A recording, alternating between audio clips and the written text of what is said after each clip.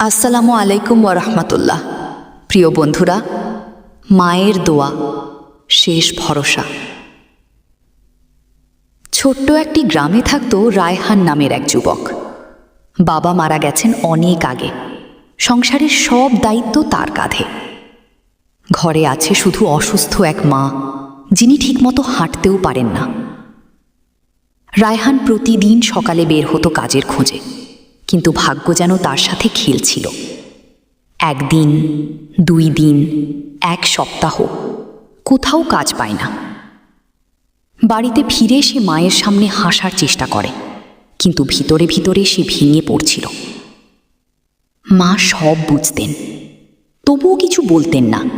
শুধু রাতে তাহাজ্জুদে উঠে কান্না করতেন, হে আল্লাহ, আমার ছেলেটার জন্য রিজিকের দরজা খুলে দিন।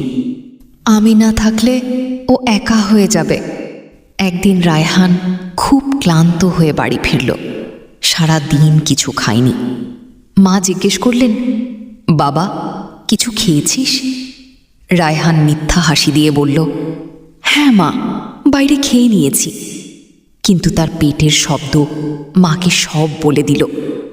মা চুপচাপ নিজের জন্য রাখা শেষ এক টুকরো রুটি এনে বললেন, এইটা খা বাবা।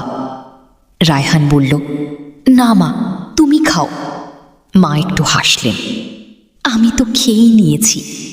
দুজনেই জানত দুজনেই মিথ্যা বলছে, কিন্তু ভালোবাসার সেই মিথ্যা ছিল খুব গভীর। সেদিন রাতে রায়হান ঘুমাতে পারছিল না।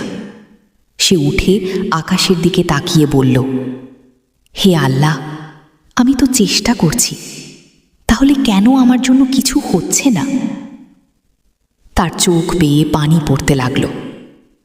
ঠিক তখনই পাশের ঘর থেকে মায়ের কান্নার শব্দ ভেসে এলো।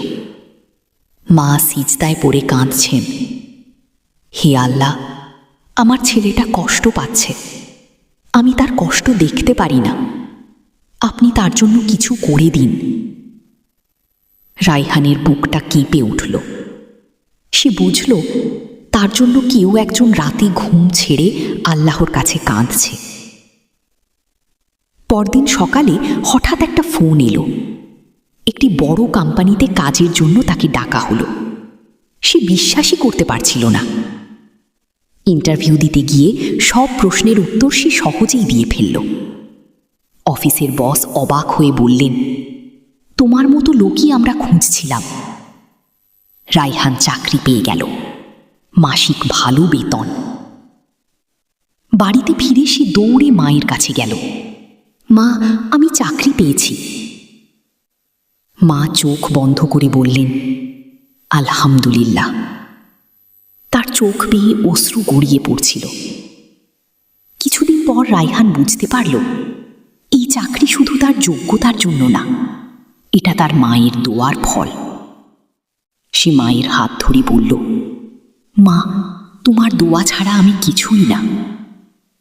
মা হাসলেন, বাবা, মনে রাখিস, যেখানে সব দরজা বন্ধ হয়ে যায়